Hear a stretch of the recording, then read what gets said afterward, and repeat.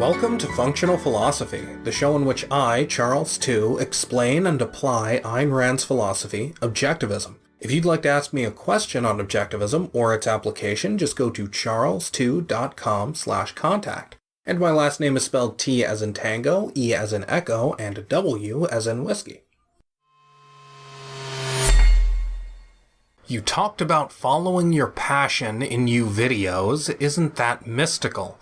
How does reason factor in? Have you seen Mike Rowe's video on it?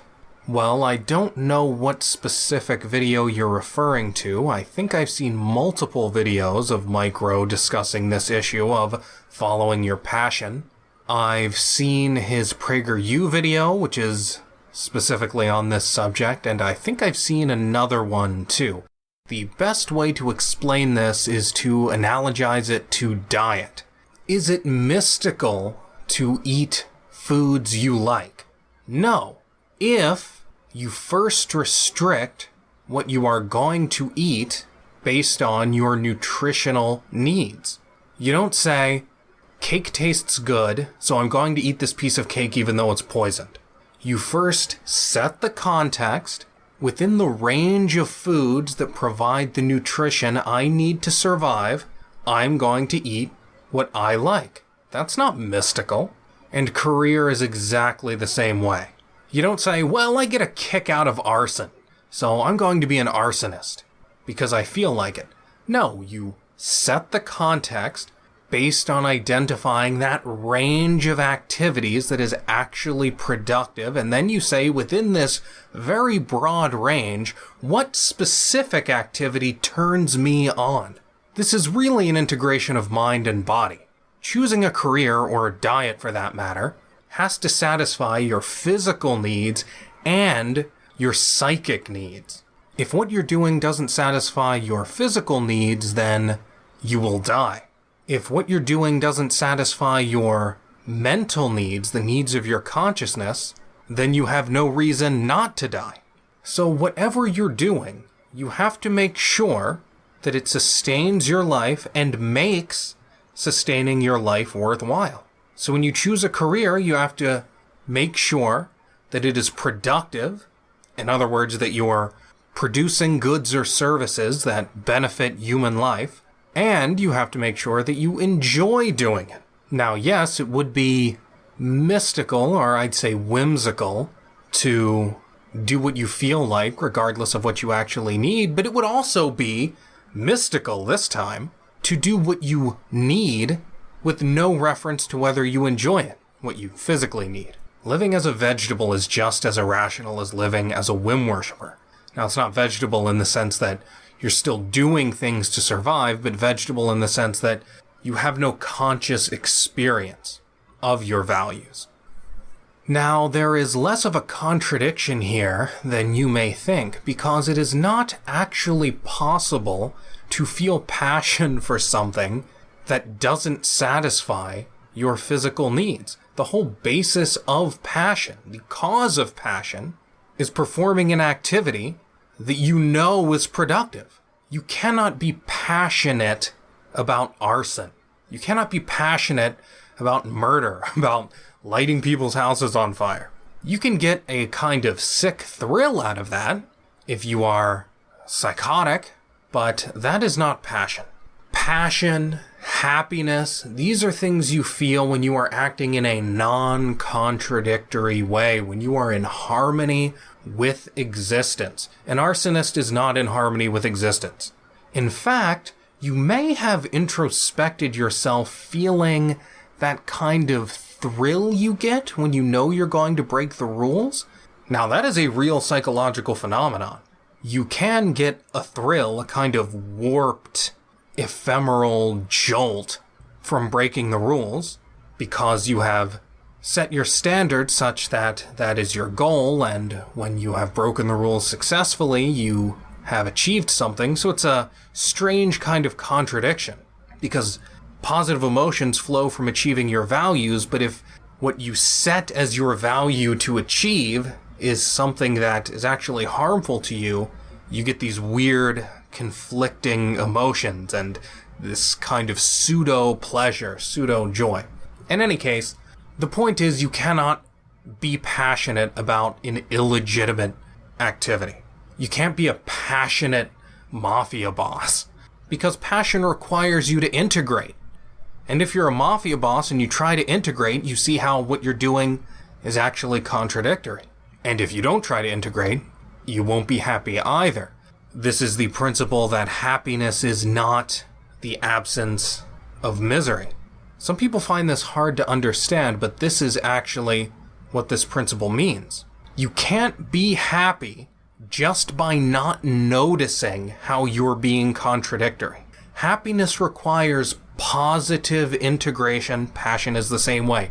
It requires actively seeing how what you're doing is in harmony with existence, in harmony with all your other values, forms a whole. A mafia boss or a murderer or an arsonist can't just avoid looking at the contradictions. That's not enough. Happiness does not come from just lack of contradiction. It comes from active harmony.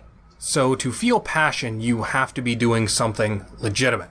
Now, I also have to point out here, because I know if I don't, some people will make the following mistake.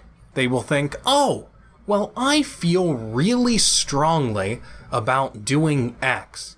And if I can't feel passionate about something that isn't legitimate, if that's not possible, then I know that I'm doing the right thing if I feel so strongly about it. No. If you are thinking that way, you are making a serious mistake. That can only be rationalization. It's like cogito ergo sum. I think, therefore I am. That's technically true, but if you're making that argument, it's only because you don't think existence itself is self-evident. You've skipped a step, the proper first step. So, the same thing here. If you find yourself saying, oh, well, I feel so strongly about this, I wouldn't feel this way if it's illegitimate, that might be true in somebody's case, but if you are making that argument, that can only be because you've skipped the step of first objectively identifying why what you're doing is legitimate. Because if you knew why your career was legitimate, you wouldn't have to make this argument based on feelings.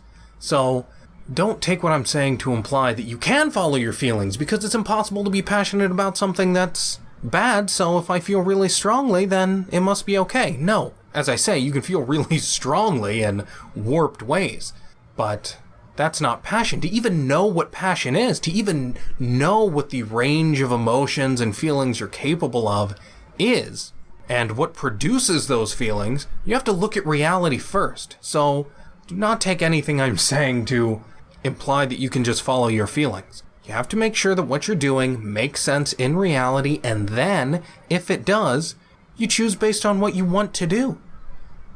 So long as you want to do it for a good reason. It's also possible that you feel strongly about engaging in a certain career that is legitimate, but you have bad reasons for it.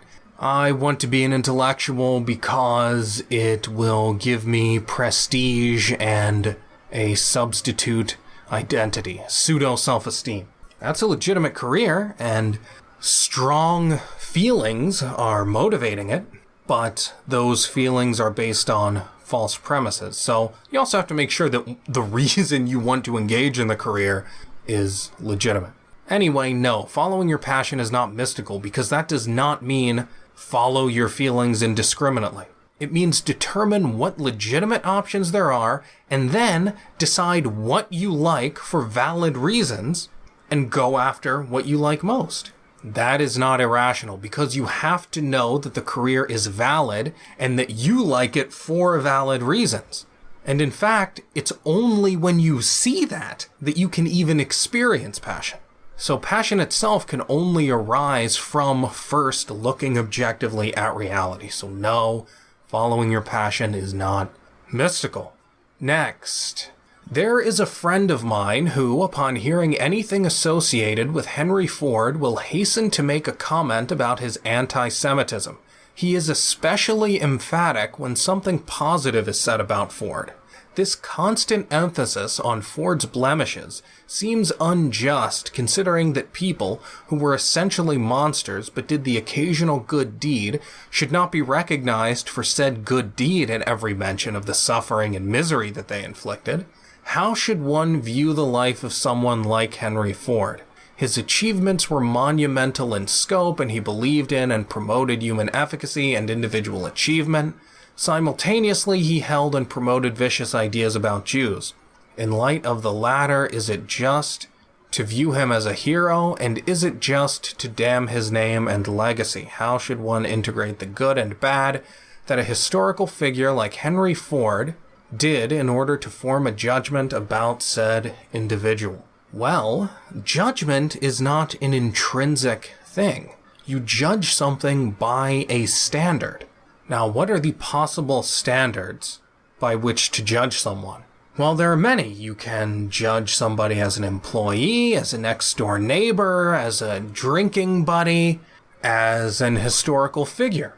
Now, what we are concerned with is Henry Ford as an historical figure. So what is relevant to us are his monumental achievements, not his anti-Semitism. We are not judging Henry Ford by whether we want to invite him to our housewarming party. We are judging him based on his historical influence. Given that standard, the proper thing to do is to dismiss his flaws entirely. Now, maybe you were expecting something more mealy-mouthed, such as, well, Henry Ford did a lot of great things, he had some flaws, but the great things he did are more important than the flaws. No. It is illegitimate even to bring up the flaws. Unless you are a biographer of Henry Ford's, or a scholar of Henry Ford, then it is illegitimate to bring up any of his flaws.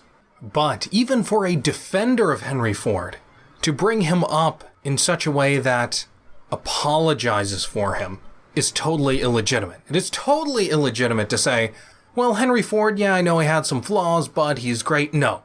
Don't say, yeah, he had some flaws. That is totally unnecessary, and it is total appeasement. Those are not relevant. Dismiss them entirely. Ignore them. I don't care that Christopher Columbus cut off the hands of savages in order to acquire more gold. I don't care that Thomas Jefferson owned slaves. I don't care that Henry Ford was racist against Jews. What I care about is that Christopher Columbus discovered the New World. What I care about is that Thomas Jefferson freed mankind. What I care about is that Henry Ford gave man unprecedented mobility. Compared to those great achievements, the flaws of these people are totally irrelevant. It is illegitimate even to bring them up. This is the issue of context. Something's being a fact is not all that matters. How that fact relates to other facts is also important. Selection and emphasis are implicit statements in themselves. I've said this many times. It doesn't matter that Henry Ford was actually racist. It doesn't matter that that's true.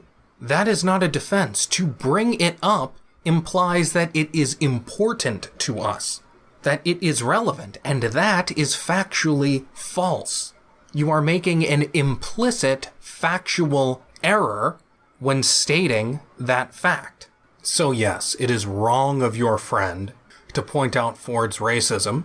It would also be wrong of you to apologize for his racism when bringing him up. It does not need an apology. Bringing it up in order to make an apology implies that it is relevant to us, and it is not.